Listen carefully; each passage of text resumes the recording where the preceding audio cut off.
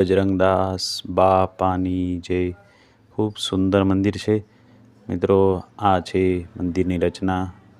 ઊંચો ઘુમ્મટ અને અંદર આવતા જ તમને એક નવી ચેતના તમારા અંદર જોવા મળે અને દર્શનથી આપણે ધન્ય બનીએ એટલું સુંદર બજરંગદાસ બાપાનું મંદિર છે। આપ દર્શન કરી શકો છો।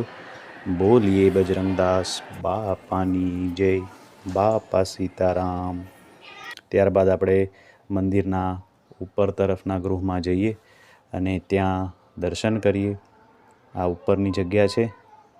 ઉપર રામ લક્ષ્મણ અને જાનકી બિરાજમાન છે। તો આવો સૌ ભાવથી દર્શન કરીએ। માતા જાનકી, શ્રી રામ અને લક્ષ્મણજી અહીંયા બિરાજમાન છે। તેમના દર્શન કરીએ। ગણપતિજીના દર્શન કરીએ અને હનુમાનજી મહારાજના દર્શન કરીએ।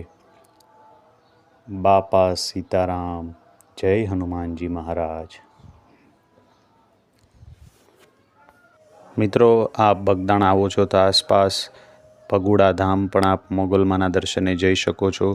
ઊંચા કોટડા માં ચામુંડામાના દર્શને આપ જઈ શકો છો અને મહુવા દરિયા કિનારે માં ભવાનીના દર્શન પણ આપ કરી શકો છો।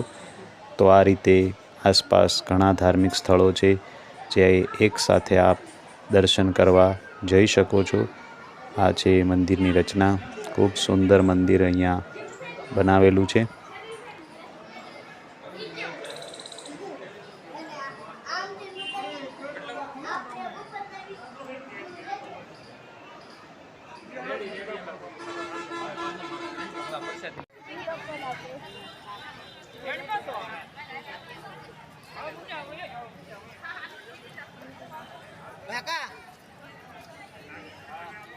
મંદિર પરિસરમાં કાર્યાલય છે અને કાર્યાલયની સામે માં અન્નપૂર્ણા માનું મંદિર છે। તો શ્રી અન્નપૂર્ણા માના દર્શન કરીએ। બોલીએ માં અન્નપૂર્ણાની જય। તો આ માં અન્નપૂર્ણાનું સ્વરૂપ આપણને દેખાઈ રહ્યું છે અને દર્શન કરીએ અને હવે આપણે આગળ પ્રસાદ લેવા આગળ વધીએ। અહીંયા હજારો ભાવિક ભક્તો રોજ પ્રસાદ લે છે બાપાનો। તો બપોરનો સમય છે તો આપણે પણ પ્રસાદ લઈએ।